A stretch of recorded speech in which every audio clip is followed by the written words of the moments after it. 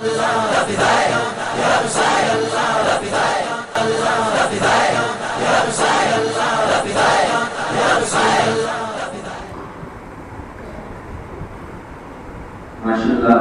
بہترین انداز میں آپ کے سامنے جناب عمر رضا صاحب اپنا پیش کر رہے تھے. اب آئیے بنا کسی تاخیر کو میں آپ کے سامنے حضرت صاحب اللہ کو پیش کروں. بس دو شعر کے ساتھ میں کا استقبال کرنا چاہوں گا کہ کسی کو زمانے کی دولت ملی ہے, کسی کو جہاں کی حکومت ملی ہے, کسی کو زمانے کی دولت ملی ہے, کسی کو جہاں کی حکومت ملی ہے, ہم اپنے مقدر کے قربان جانے ہمیں غوث اعظم کی نسبت ملی. آئے اسی شعر کے ساتھ کروں گا. آئیے حضرت کا استقبال کرنے. نعرہ تکبیر, نعرہ رسالت, علماء اہل سنت, مسلک اعلی حضرت. الحمدللہ الحمدللہ وکفی وسلام علی عبادہ الذین اصطفی وعلی آلہ واصحابہ اولي الصدق والصفا. أشهد أن لا إله إلا الله وحده لا شريك له وأشهد أن سيدنا ومولانا محمدا عبده ورسوله صلى الله عليه وعلى آله دائما سرمدا. أما بعد فأعوذ بالله من الشيطان الرجيم. بسم الله الرحمن الرحيم. درود پاک پڑھیں. اللهم صل وسلم وبارك على حبيبك محمد وعلى آله وصحبه وآله وسلم. صلاة وسلام عليك يا رسول الله وعلى آلك وصحبك يا شفيعنا يوم الجزاء. امام اہل سنت اعلی حضرت امام احمد رضا محدث بریلوی رضی اللہ تعالی عنہ سرکار غوثیت معاف پیاس کرتے ہیں. تو ہے وہ غوث کے ہر غوث ہے شیدا تیرا, تو ہے وہ غیث کے ہر غیث ہے پیاسا تیرا. سورج اگلوں کے چمکتے تھے چمک کر ڈوبے, افق نور پہ ہے مہر ہمیشہ تیرا. مرغ سب بولتے ہیں بول کے چپ رہتے ہیں, ہاں اصیل ایک نوا سنج رہے گا تیرا. جو ولی قبل تھے یا بعد ہوئے یا ہوگے, سب ادب رکھتے ہیں دل میں تیرے آقا تیرا. وہ قسم کہتے ہیں شاہان شریفی کو غریب کہ ہوا ہے نہ ولی ہو کوئی حقا تیرا. اور تجھ سے اور دہر کے اقطاب سے نسبت کیسی, خود بخود کون ہے خادم تیرا چیلا تیرا. اور سارے اقطاب جہاں کرتے ہیں کعبے کا طواف, کعبہ کرتا ہے طواف در وعدہ تیرا. اور پروانے ہیں جو ہوتے ہیں کعبے پہ نثار, شمع ایک تو ہے کہ پروانہ ہے کعبہ تیرا. تو ہے نوشان براتی ہے یہ سارا گلزار, لائی ہے فصل سمن گون کے صحرا تیرا. اور کس گلستان کو نہیں فصل بہاری سے نیاز, کون سے سلسلے میں فیض نہ آیا تیرا. نہیں کس چاند کی منزل میں تیرا جلوہ نور, نہیں کس آئینہ کے گھر میں اجالا تیرا. راج کس شہر میں کرتے نہیں تیرے خدام, باج کس نہر سے لیتا نہیں دریا تیرا. مزرعے چشت و بخارا و عراق و اجمیر, کون سی کشت پہ برسا نہیں چالا تیرا. اور محبوب ہے ہاں پر سبھی یکتا در, اور محبوب ہے ہاں پر سبھی یکساں تو نہیں, اور محبوب ہے ہاں پر سبھی یکساں تو نہیں, یوں تو محبوب ہے ہر چاہنے والا تیرا. اور شکر کے جوش میں جو ہیں وہ تجھے کیا سمجھیں, خضر کے ہوش سے پوچھے کوئی رتبہ تیرا. سرکار غوث اعظم ولیوں کے سردار ہیں, کوئی ولی ان کے مرتبے کو کیا سمجھ سکتا ہے. سرکار غوث اعظم سے بلند درجہ جو اللہ کے انبیاء کرام ہیں, انہی میں سے حضرت خضر علیہ السلام ہے. قول اصح کے مطابق وہ نبی ہیں. اللہ تبارک و تعالی نے انہیں بتایا ہے کہ سرکار غوث اعظم کا مقام و مرتبہ کیا ہے. تو شکر کے جوش میں جو ہے وہ تجھے کیا جانے, خضر کے ہوش سے پوچھے کوئی رتبہ تیرا. آدمی اپنے ہی احوال پہ کرتا ہے قیاس, نشے والوں نے بھلا شکر نکالا تیرا. وہ تو چھوٹا ہی کہا چاہیں گے ہیں زیر حسیس, اور جسے شاہ ستارہ تیرا، اور دل آقا کو رضا تیز نمک کی دھن ہے، ایک ذرا اور چھڑکتا رہے خامہ سیرا۔ اللہم صلی علی سیدنا و مولانا محمد المعدل الجود والکرم و آلہ و بارک وسلم، صلاة و سلام علیک یا رسول اللہ و علی آلہ و صحبہ یا شفیعنا یوم الجزا۔ سرکار غوث اعظم شیخ عبدالقادر جیلانی رضی اللہ تعالیٰ عنہ اپنے نانا جان صلی اللہ علیہ وسلم کی صفات اور آپ کے حسن و جمال کا مظہر عظم تھے۔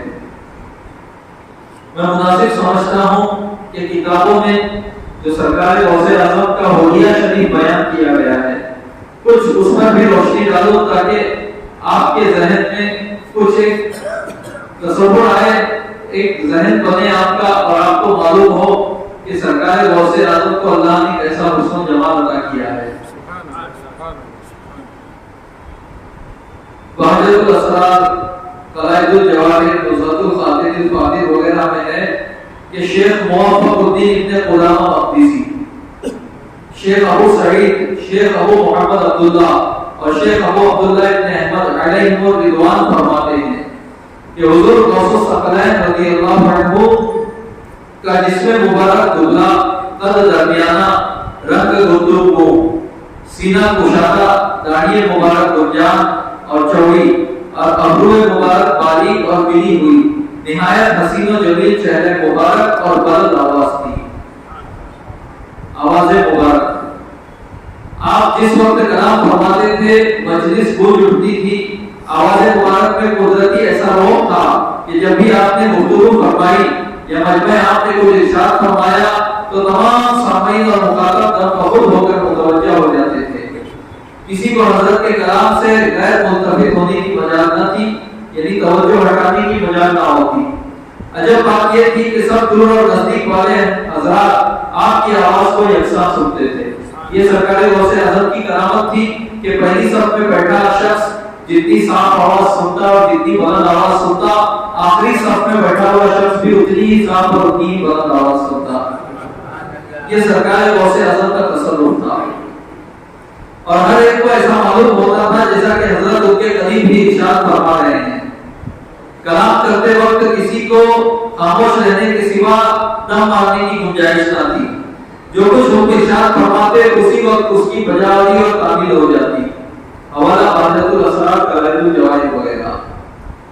تفریح و تعطیل میں ہے کہ سرکار غوث اعظم جس شخص یا جس مجمع پر نظر جمال باکمال سے توجہ فرماتے، وہ کیسا ہی سنگ طبع، سنگ دل کیوں نہ ہوتا، وہ خاشع، خاضع، مطیع اور غلام بن جاتا، اور اطاعت اور فرما برداری کے جذبے کا سمندر اپنے سینے میں موجود ہوتا۔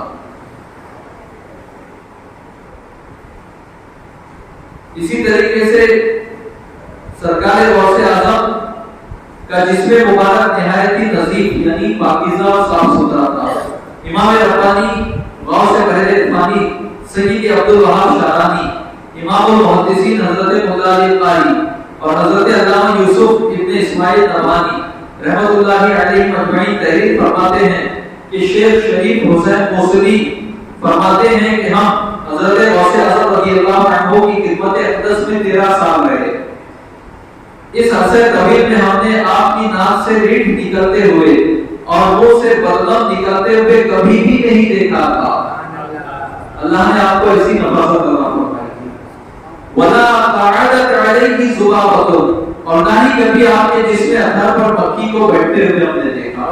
سبحان اللہ۔ اور کیوں نہ ہو کہ حضور علیہ الصلوۃ والسلام کے لاڈلے ہیں، ان کی نسل میں ہے۔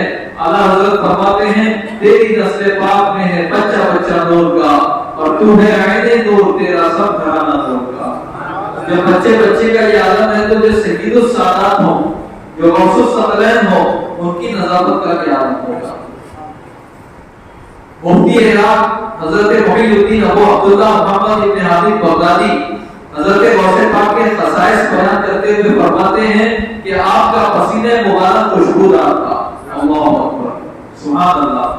سرکار مدینہ صلی اللہ علیہ وسلم کے جمال و کمال کا مظہر ہے۔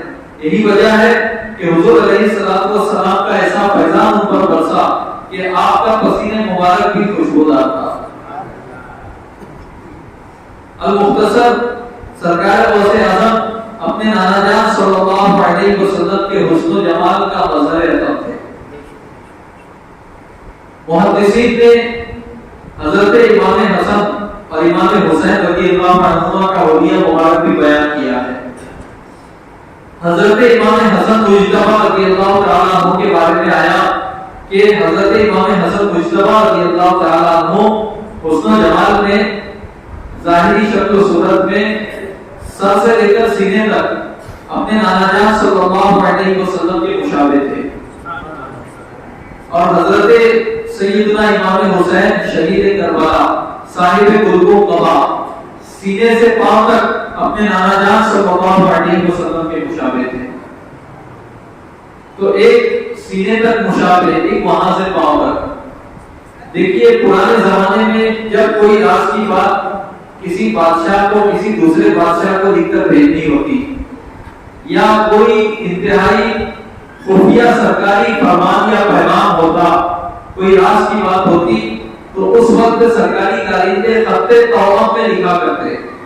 خط توام کا مطلب ہے یہ ایک کلا اور ایک آرٹ تھا کہ کچھ ڈیزائن بناتے، کچھ نقش و نگار بناتے دو الگ الگ کاغذوں پر. دیکھنے والے کو لگتا کہ آڑی تیرچھی لکیریں ہیں، کچھ ایسے ہی کسی نے بنا دیا ہے بے خیالی میں، مگر جب دونوں کاغذوں کو آپس میں جوڑا جاتا تو پھر پیغام سمجھ میں آتا کہ اس کاغذ میں کیا پیغام دیا گیا ہے. جب یہ دونوں کاغذ الگ الگ ہوتے تو کچھ سمجھ میں نہیں آتا کہ اس سے کیا مراد ہے. اور یہ دونوں کاغذ الگ الگ قاصدوں کے ذریعے الگ الگ وقتوں میں الگ الگ راستوں سے بھیجے جاتے کہ اگر پکڑا جائے گا تو کوئی ایک پکڑا جائے گا اور اسے کچھ سمجھ میں نہیں آئے گا، یا اگر دونوں بھی پکڑے گئے تو دونوں الگ الگ دور دور راستوں میں ہیں، ان دونوں کاغذوں کو ملانا جو ہے وہ مشکل ہوگا. تو اس لیے خط توام میں خفیہ راز اور پیغامات بھیجا کرتے تھے.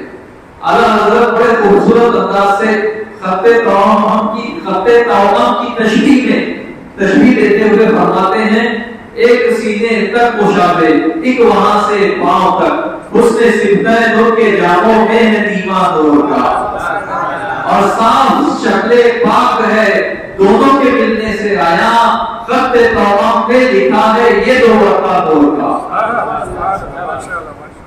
اب آئیے بات ہے وصیت مآب میں. تذکرہ نگار فرماتے ہیں کہ جیسا تذکرہ ہم نے حسنین کریمین کے حلیہ شریف کا پڑھا ہے، اس کے مطابق جب ہم نے سرکار غوث اعظم کے حسن و جمال کا تذکرہ سنا تو ہم اس نتیجے پر پہنچے کہ سرکار غوث اعظم سر سے لے کر تو سینے تک اپنے دادا جان امام حسن مجتبی رضی اللہ تعالیٰ عنہ سے مشابہت رکھتے ہیں، اور سینے سے پاؤں تک اپنے نانا جان حضرت امام حسین رضی اللہ تعالیٰ عنہ سے مشابہت رکھتے ہیں. تو حضرت امام حسن سر سے سینے تک حضور علیہ السلام سے مشابہ، سینے سے پاؤں تک امام حسین اپنے نانا جان سے مشابہ.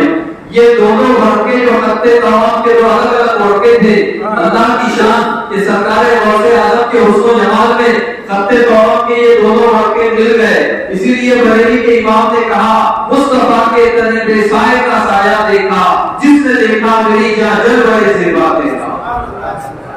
اور تم حسینی حسنی کیوں نہ محب الدین ہو، اے دیگر مجمع بحرین ہے چشمہ تیرا. تو سرکار غوث اعظم کہ حسن و جمال کا یہ عالم تھا کہ حضرات حسنین کریمین اور سرکار مدینہ صلی اللہ علیہ وسلم کے حسن و جمال کا پیکر اور مظہر عطم تھے، اور حضرت سیدنا علی شیر خدا کے جاہ و جلال اور بہادری کا حسین مظہر تھے، اور سیدہ فاطمہ رضی اللہ تعالیٰ عنہ کا کے فیضان کا دریا بھی ان کی ذات میں موجب آتا تھا. تو بنجتن پاک کے فیضان کا ایسا حسین سنم تھے کہ اعلیٰ حضرت نے فرمایا نبوی بہ عربی وسط بطولی گلشن، حسنی پھول حسینی ہے مہکنا تیرا.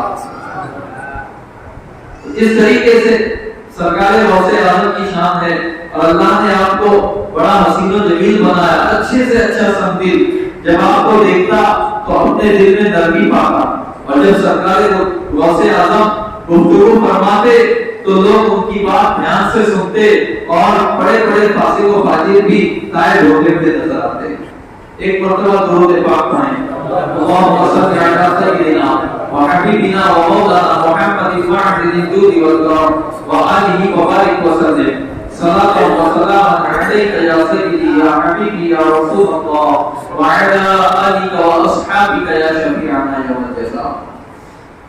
سرکار غوث اعظم کی کرامتوں کا یہ عالم ہے کہ صوفیاء تو صوفیاء، اولیاء تو اولیاء. امام ابن حجر اسقلانی جیسے محدثین تک نے یہ لکھا نہیں بلکہ ابن تیمیہ جیسے مذہب تک نے یہ لکھا کہ سرکار غوث اعظم سے جو کرامتیں منقول ہے وہ اتنی کثیر سندوں سے مروی ہے کہ حد تواتر اور حد شہرت سے آگے حد تواتر تک وہ سندیں پہنچی ہوئی ہے کہ سرکار غوث اعظم نے حوالے کے آداب واقعات کا صدور فرمایا اور تصرف اور کرامتوں کا ظہور فرمایا. تو اس میں نہ کسی کو اختلاف نہیں اور یہ بات پائے ثبوت اور یقین تک پہنچی ہوئی ہے کہ سرکار غوث اعظم شیخ عبد القادر جیلانی رضی اللہ تعالی عنہ سے کثرت سے کرامتوں کا صدور ہوتا اور ہر کوئی اپنے ظرف کے مطابق ان کرامتوں کو دیکھا کرتا. ایک عام آدمی، ایک جاہل عام آدمی اپنے ظرف کے مطابق کرامت دیکھتا، ایک اللہ والا نیک بندہ اپنے ظرف کے مطابق کرامت دیکھتا. عام علماء ظاہرین اپنے علم کے مطابق کرامت کو نوٹ کرتے اور اولیاء کرام اور صوفیاء کرام اور اہل معرفت اپنے علم کے مطابق کرامتیں دیکھتے اور جو کرامتیں اہل معرفت دیکھتے وہ علماء ظاہر نہ دیکھ پاتے اور جس بات کو علماء ظاہر نوٹس کرتے وہ عوام نہ دیکھ پاتی. تو جس کا علم جتنا زیادہ تھا اللہ نے جس کو ہدایت بصیرت و بصارت جتنی زیادہ عطا کی اس نے اتنا زیادہ سرکار غوث اعظم کی ذات سے کرامتوں کا صدور دیکھا. اب میں اس بات کی ذرا وضاحت کرتا ہوں. حضرت مجدد الفسانی شیخ احمد سریتی رحمۃ اللہ تعالی علیہ مکتوبات شریف میں فرماتے ہیں کہ سرکار غوث اعظم شیخ عبد القادر جیلانی رضی اللہ تعالی عنہ سے کرامتوں کا صدور اتنی کثرت سے ہوتا تھا کہ جس طرح تسبیح کا اگر دھاگا ٹوٹ جائے تو جس تواتر سے تسبیح کے دانے گرنے لگتے ہیں اس کثرت سے مسلسل پیدر پہ سرکار غوث اعظم سے کرامتوں کا ظہور ہوتا تھا. وہ اور بات ہے کہ اللہ نے جس کو جتنا زیادہ چشم بینا عطا کیا، جتنا زیادہ ظرف عطا کیا وہ اپنے ظرف اور اپنے علم کے مطابق ان کرامتوں کو دیکھ پاتا تھا.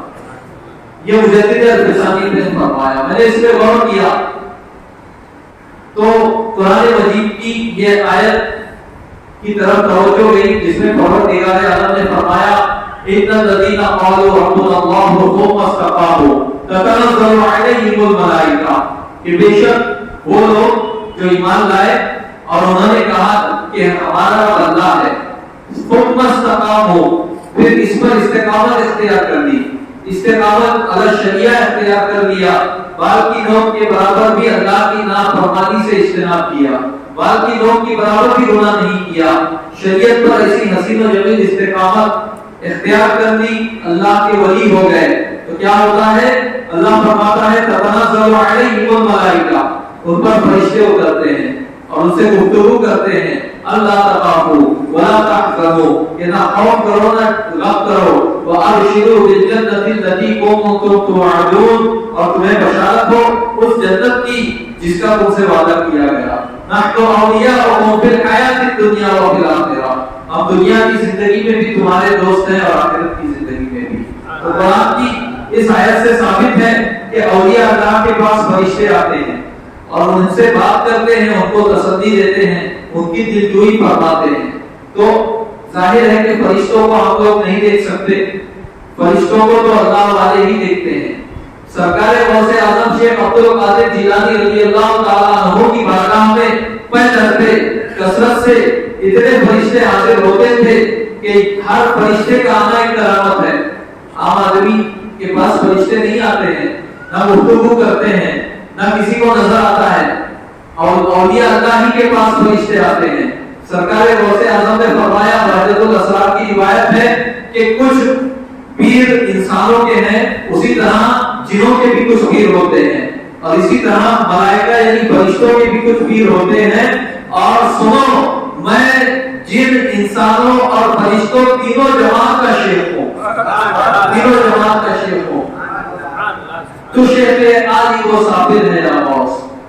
دیکھیے 4 رسول فرشتے یعنی حضرت جبریل امین، حضرت میکائیل، حضرت اسرافیل اور حضرت اسرائیل علیہم، یہ 4 رسول فرشتے ہیں، یہ تمام انسانوں سے افضل ہیں۔ تمام انبیاء کے بعد سب سے افضل یہ 4 رسول فرشتے ہیں، اور یہ 4 رسول فرشتوں کے بعد حضرت صدیق اکبر کا نمبر ہے۔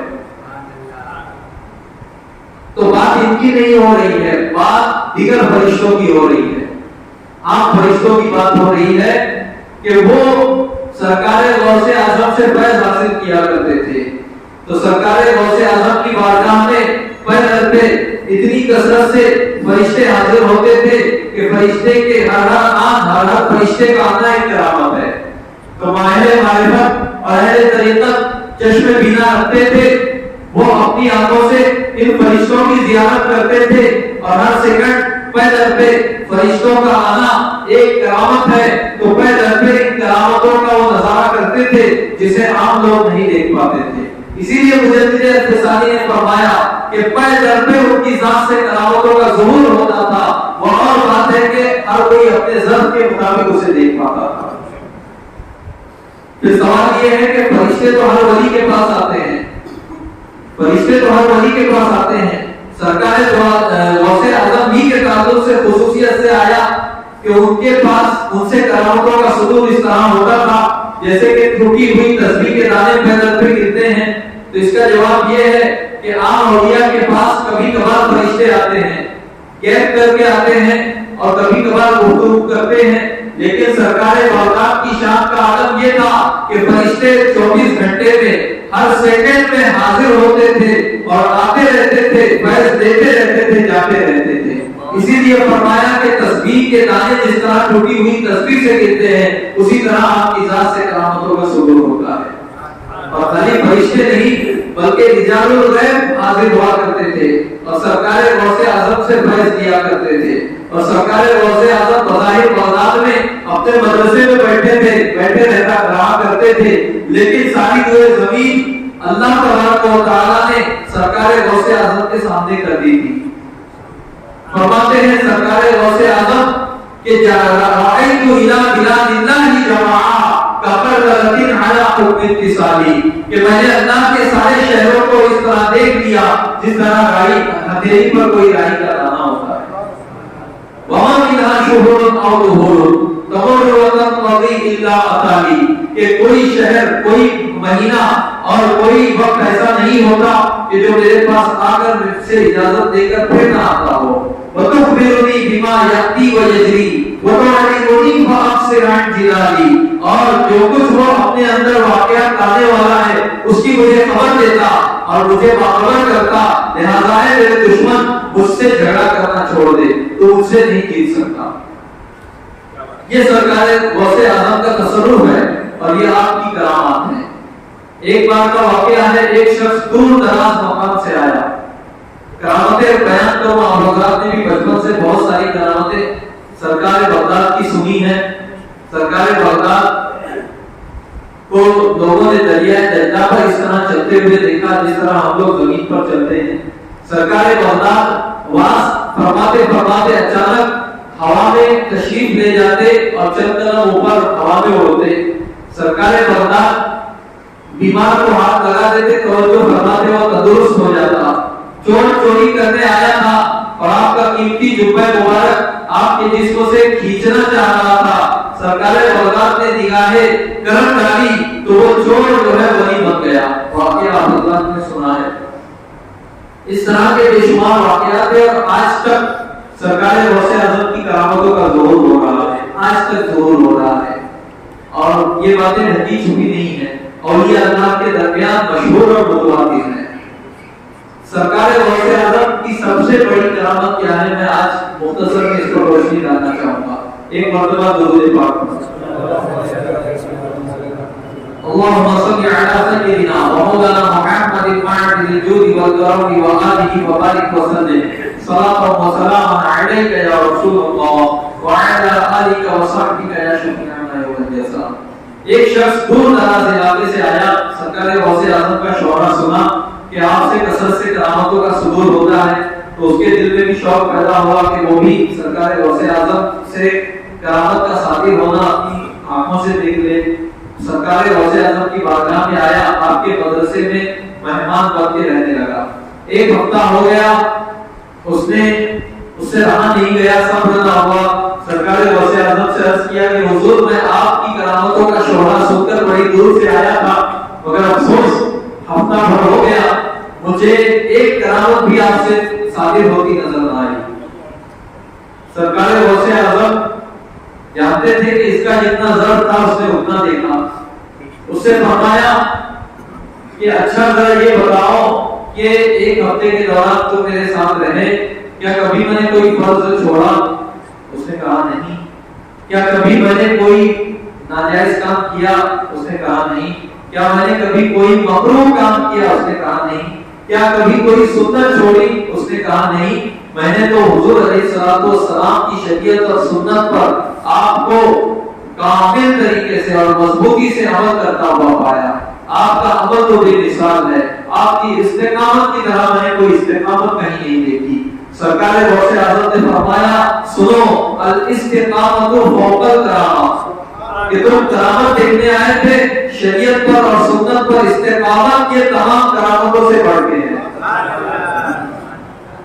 فرمایا وہ ولی نہیں ہے جو ہوا میں اڑے، ہوا میں اڑنا ولایت کی دلیل نہیں، ورنہ ہر اڑتے پرندے کو، مکھی اور مچھر کو بھی ولی ماننا پڑے گا، یہ کوئی ولایت کی کسوٹی نہیں ہے۔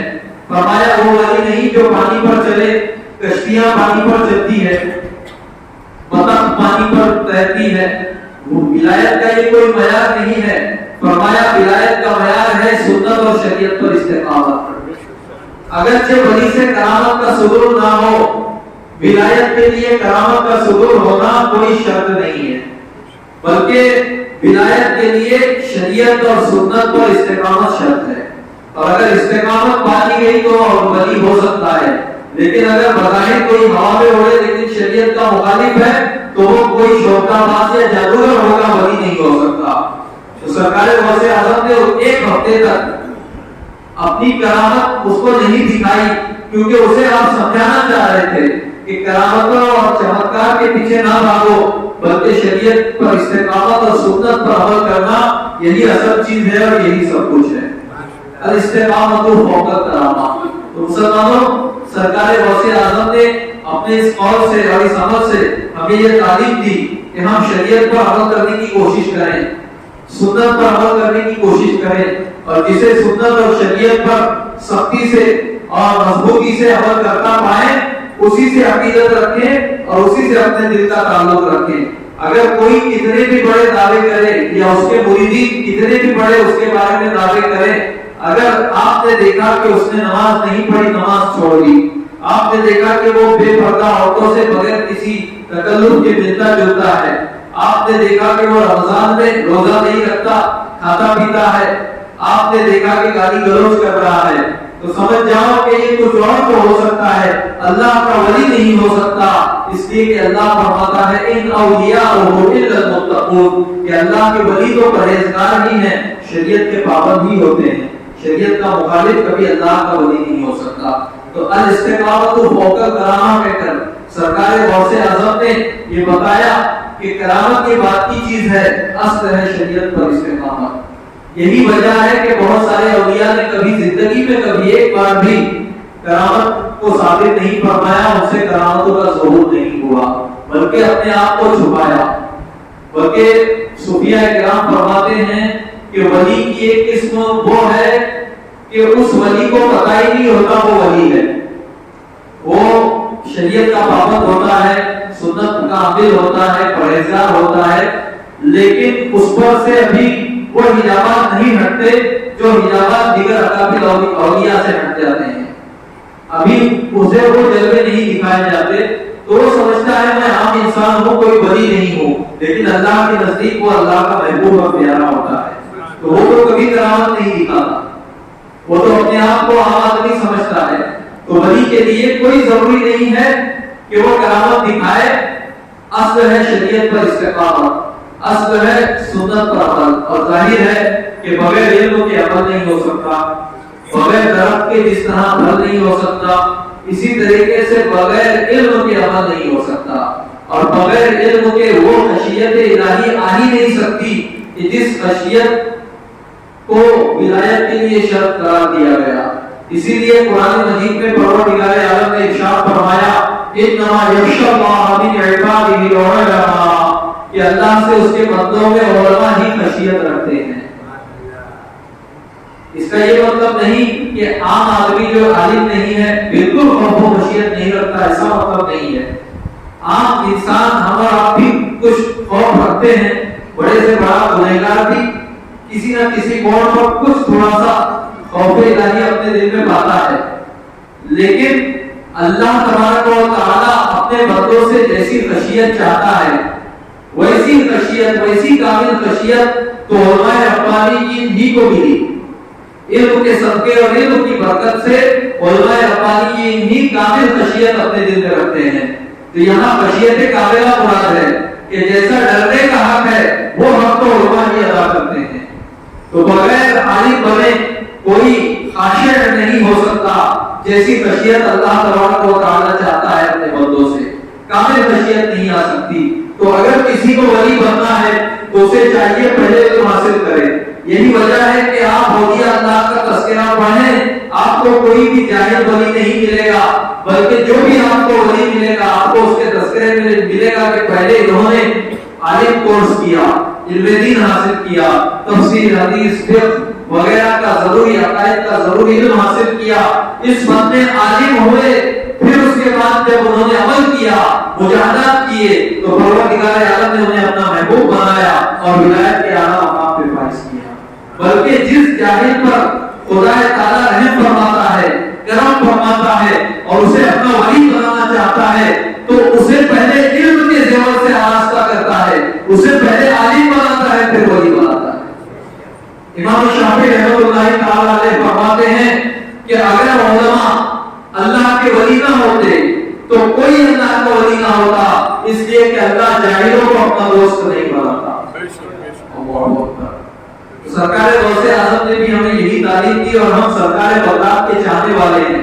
تو ولیوں کے سردار کا جو طریقہ تھا وہی طریقہ ہر ولی کا ہے، اور اس طریقے سے ہٹ کر جو کچھ بات کرے تو سمجھ جاؤ وہ کچھ اور ہوگا، ولی نہیں ہو سکتا. وہ استقامت علی شریعت سے اگر خالی ہے تو وہ کچھ اور ہوگا، پرہیزگار نہیں ہو سکتا، خشیت والا نہیں ہو سکتا، ولی نہیں ہو سکتا. اس کے پیچھے وقت برباد کرنا بیکار ہے، کوئی فیض وہاں سے نہیں ملے گا. شریعت پر استقامت اصل ہے. علماء کرام جو باعمل ہیں، جو شریعت اور سنت پر صحیح طریقے سے عمل کرتے ہیں وہی ہمارے مقتدا ہیں اور انہی سے ہمیں دعا کروانی چاہیے، انہی سے ہمیں فیض کی امید رکھنی چاہیے، کیونکہ وہی اصل وارث انبیاء ہیں، وہی اصل وارث غوث ہیں. اللہ تبارک و تعالی جو کچھ کہا گیا اسے قبول فرمائے اور سرکار بغداد کی تعلیمات پر ہمیں عمل کرنے کی توفیق عطا فرمائے اور ان کی کرامتوں کے فیضان سے ہمیں مالامال فرمائے. وصلی اللہ علی سیدنا محمد و آلہ و صحبہ اجمعین. السلام علیکم. کھڑے ہو جائیں صلاۃ و سلام کے لیے. آپ معمار ملت چینل کو سبسکرائب کریں، لائک کریں اور اپنے مفید مشوروں سے، کمنٹ سے، مثبت کمنٹ سے ہمیں نوازیں. آپ سے گزارش ہے کہ اس چینل کو زیادہ سے زیادہ سبسکرائب کریں تاکہ ہم ہمارے پیغام کو دنیا کے کونے کونے تک پہنچا سکیں.